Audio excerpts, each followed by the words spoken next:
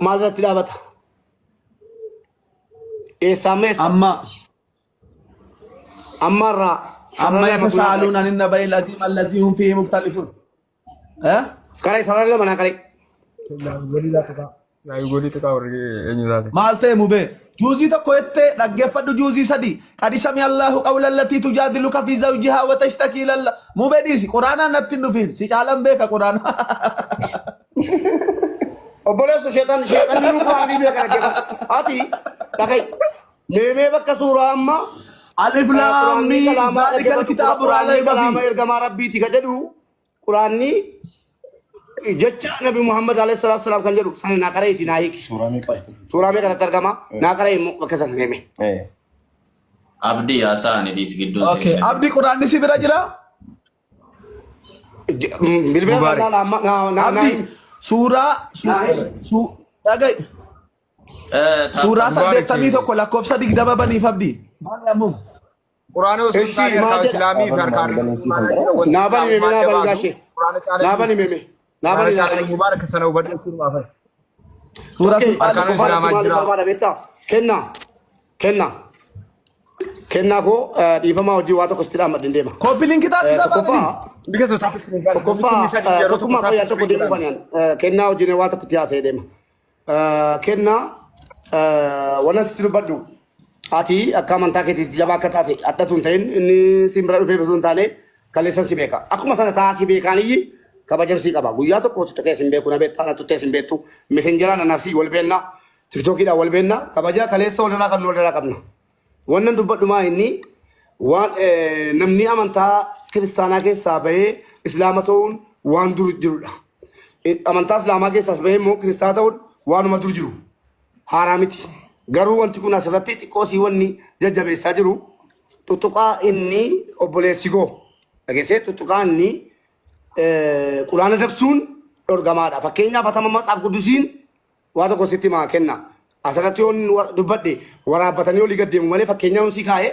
akkamitti matsaaf qudusii fakkeenya akkanaa godhate naan jedhu ufani si galee fakkeenya waan matsaaf qudusii irra hin jirre matsaaf qulqulluu irra hin jirre tokko kenna matsaaf keessan rakkoo akkana jedha dhimma dubartii irratti akkas jedha yoon jedhe yookiin dhimma dhiiraa irratti dhimma ilma namaa irratti akkas jedha wanti hin jedhe ni mufatta maaliif eessaa fidde waa'ee amantii kootii ati eessaa fidde kana naan jedhaa jirtaadha namni kun sheekaa miti kan dhufee amantii kiristaana qabate kanaaf akka sheekaa ta'ee taa'ee ijoollee walitti qabatee amantaa kan biraa qeequrra inni kun maal fakkaataa jira amantaaf amantaa walitti qabuuf deema jechuudha amantaaf amantaa dhimmi gandaa fi dhageessa dhimmi amantaaf sabummaadhaan kaatee ibiddi wanti ragaa qabu nama walitti hin buusu mube dhiira keessaa bayi wanti ragaa qabu nama walitti suuraa 69 lakkoofsa 40 amantaa kenna atamma amantaa suuraa 69 suuraa maal kenna dinna sara kenna la kabaja qabde hote challume kenna lolli yookiin immoo wallolisni amantaa yeroo kan siin jedhu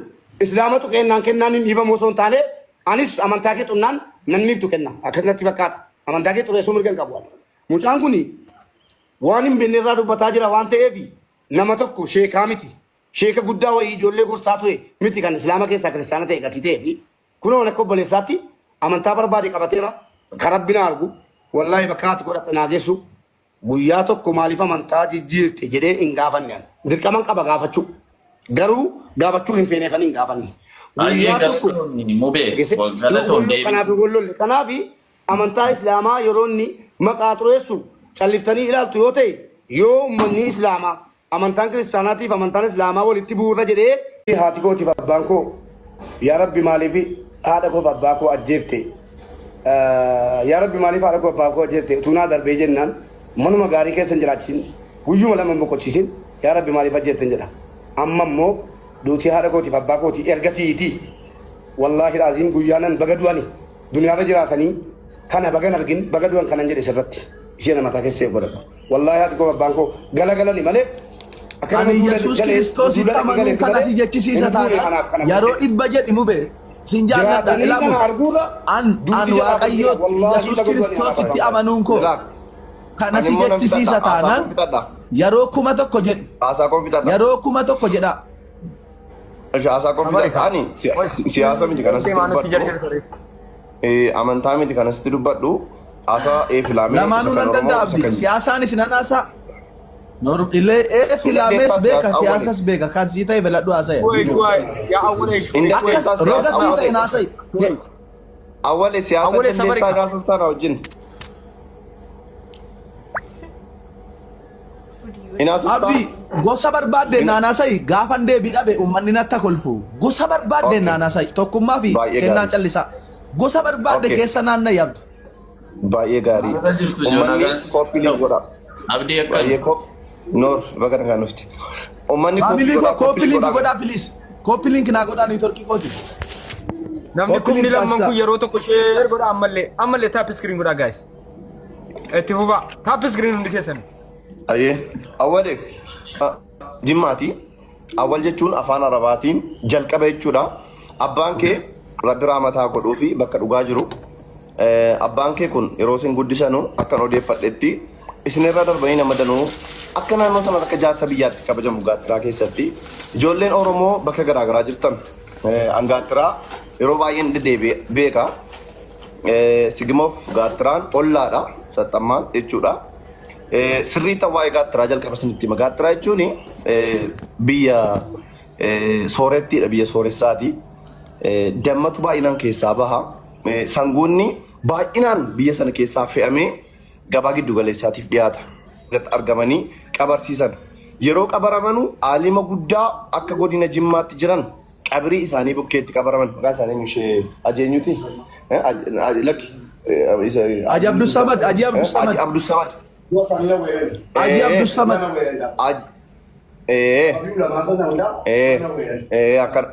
Kana jechuun koo kana maafan sii kaasuu barbaade ati nama guddaadha. Yeroo biyya keessa jirtu mucaan kun maaf waa haasaan haasa'uun jedhaa ture. Maaf callumeedha. Maammi yoo ta'e akkana haasa'a, mubee yoo ta'e akkana haasa'a, siiduunaanis akkana haasofti mucaan kun maal ta'een jedhaan. Akka nama aadaa kun afaan kee keessa jiru haasaan haasoftu ture. Amma akkaataa itti haasoftu dhabdee rakkataa turte moo maaltu afaan si qabe kan jedhu isa siif deebii kan deebifatu si'i. Amma Iyyasuus Kiristoos afaan koo hiike amma. Iyyasuus Kiristoos abbaa koo afaan koo naa hiike amma. Ayyee baay'ee gaariidha. Baay'ee gaariidha. Haasaa kiyyan addaan nan kutini bolti naa deebista walitti qabdee booda naa deebista. Abbaan kee amantaan an Abdii Geetaachoo Abbabee Caaliiti. Ilma qaba naaf jedhama. Abbaan koo Geetaachoodha. Yeroon du'u qabrii keessa yeroon seenu hojii badii ani balleesseef Geetaachoon itti gaafatamummaan fudhatu naaf itti gaafatamummaan fudhatu. An badii Geetaachoof itti gaafatamummaan fudhadhu waan naaf balleesseef itti gaafatamummaan fudhadhu. Waanan ofii kootiif hojjedheedhan qabriitti mirga keeti. Yoo barbaadde peentee ta'uu dhiistee yoo barbaadde warra 66 sana dhaqee hordofuu hin dandeesse mirga. Garuu waa tokko eeguu danda'u qabdaati.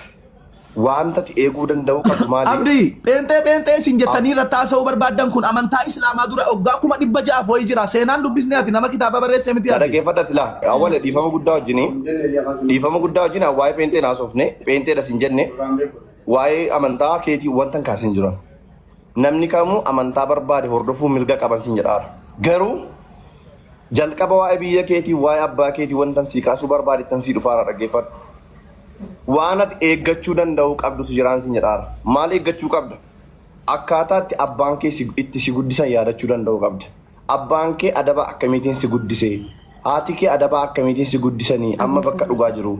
Gochi ati amma godhaa jirtu kun meebii ati filattee yookaan jaallattee itti seente miti waan kanatti garuu isaaniin achi keessatti maqaa kaasisuu hin qabdu. Isaaniin waamsisuu hin qabdu. Yoo dandeesse yoo amantaa itti amante sanatti guutuun dhibbaa amante kan si arguu qabu kan itti amanuu qabdu isa itti amante sana qofa bira siif haga'u malee ergaan kee maqaa keetiin abbaan kee waamamuu hin qabu. Gurbaan kun ilma musammaa jedhamee abbaan kee qabrii keessatti arrafamuu hin qabu. Haati kee qabrii keessatti arrafamuu hin qabanu. Maaliif hojjettee akka itti si guddisan isaanii kana namni jijjiiruu danda'u moo hin jiru? Ilaa siyaasaan isin haasofna jettee miti? Akka nama barate taasai ilaal abbaa koo jijjiiruu hin dandeessu maqaa koo jijjiiruu hin dandeessu kun akka waan uumamaatti fudhadhu akka waan wanti waaqayyoon uume tokko jijjiiramuu hin danda'u aji musammaa ankaanaan aji musammaa ankaanii maaliif wanni tokko ka'iinsa qaba galiinsa qaba Na dhaga'i. Beekau Ati qaba bar deetti dhuma. amantaa waan barbaadde ambar hiriyoota danuu qaba bar. Hordoftoota amantaa garagaraa hordofan baay'ee isaanii qaba baran. Amantaa garagaraa hordofan baay'ee hiriyoota danuu qaba ammayyuu. Amantaan kan dhuunfaati. Obboleessi koo muheen waan barbaade tamanuu danda'a. Waan barbaade tamanuu dandeessi mirga keeti garuu kabaja haadha keetiif abbaa keetii boolla keessatti hin arrabsiisin hin eegin si gorsaara. Mubarak musammaa abbaa keetiisi Mubarak. Dhagai ani Yesuus Kiristoositti dhagai ani Yesuus Kiristoositti amanuunaadhaaf abbaa koo kabajaa irraa mulqataanaan gubaa dhaqa qabirii sana yoo barbaadan dhagai ani Yesuus Kiristoositti amanuun haadhaaf abbaa koo irraa kabaja fuudhataanaan amma dhaqaa gubaa mubee hojii nan laallatu naan. Amantaan ati amanaa jirtu kun gubaa caccabsaa qabirii haadhaaf abbaa keessan hin jedhaa hin ajajaa. Abdii koo dhiifama guddaa ka'umsi keessan maalidha adoo koo. Isinii nan jedhe malee amantaa jira. Ani waan isa gorsutu jira waan ta'eef dhiifamaati. Dhagai dhugaa irratti yoo na abaare Mubaarik akka nama na ajjeesu nan beeka garuu natti dabseen abaarraan akka eenyuyyuu san dhageenye waaqnis laftis akka inni san dhageenye nan beeka. Ani immoo kabaja Mubaarik hin tunne mubee abbaa koo biyya abbaa koo dhagai abdi na ficcisiise. Waa'ee obboleessa kootii naasaa aera na ficcisiise. Abbaan koo amma lubbuudhaan jiru mubeedha garuu amantaan koo mubeettis qabiriyaadhaaf abbaa kootittis rakkoo fida yoo ta'e akka barbaadan afidu waan barbaade. Garuu amantaa Islaamas nan kabaja mubees nan kabaja awwaleen kiristaana. Waan gaafadhaani qoy. Waan si gaafadha haasawaati haasaa turtedha. Tokkoffaa haajaa waa tokko jala mura sitti muu barbaadaan natti mii erga jette. Geesseen wannan sitti muu. Nattim. Anaaf sii keessa abbaan fedhe amantaan fedhe galuu hin danda'u. Kana jala murii qabadha. Geesseen. Bolesummaa dhiigaa walirraa qabna gadi naangalle akka amma fakkeenyaaf abdii yoo siin haasa'e waraabbatee abbaan barbaade haasa'uu danda'a tokkummaa yoo siin haasa'e waraabbatee dhaqee afaan maqsuu danda'a ana garuu afaan maqsuu hin danda'u. Dhageessee kanaaf sitti muu barbaada jechuudha du'aan dangaa darbaarta tokkoffaa dheengaddaa amantaa islaamaa irraa fassaraarta dhaggeeffadhu sittani maqaa erga natti maatte. Soba. Sittani ma viidiyoon argee sitti maati dhaggeeffadhu sitti muu hin dirqamate. Amantaa Islaamaa siif abdii caalaa Amantaa Islaamaa garuu akka waan amantaa Islaamaa siif abdii caalaa kan beeku beekta ragaa wal gaafannu. Dhaggeeffadhu siin jedhe. Wal gaafannu amma. Amantaa Islaamaa dheengaddaa irraa dubbataa turte gassi keerra ijoollee galfattee jechuudha. Ani si wajjiniin. Ammayyuu nan dubbadha. Lakum diinukum waliya diin jechuun maal jechuudha Mubaarik? Lakum diinukum waliya diin jechuun maal jechuudha? Obboleetto aan ofii kooti gaafa hidhattee Masaaf utusii gubdu maalan jedhee beektaa obboleessa kooti islaamni tokko sin gaafachuu hin danda'u obboleessummaa dhiigaa walirraa qabna gara barbaaddaniin waliin haasaa amantaa keenyatti hin bu'ina maatii isaatti hin bu'ina jedheen ofirraa buuse tokko jedhe. Eddeenitti jaalalaan bitame moddeessa natti kaa la dhagai gaafa ati obboleessi koo dhaabsiteena kennitu amantaan sun immoo nu nama ajjeesuu miti nu jaalalaaf dhiifama benna gaafa jedhu achitti bitame jaalalaan. Namichi waan lama sitti hima. Tokkoffaan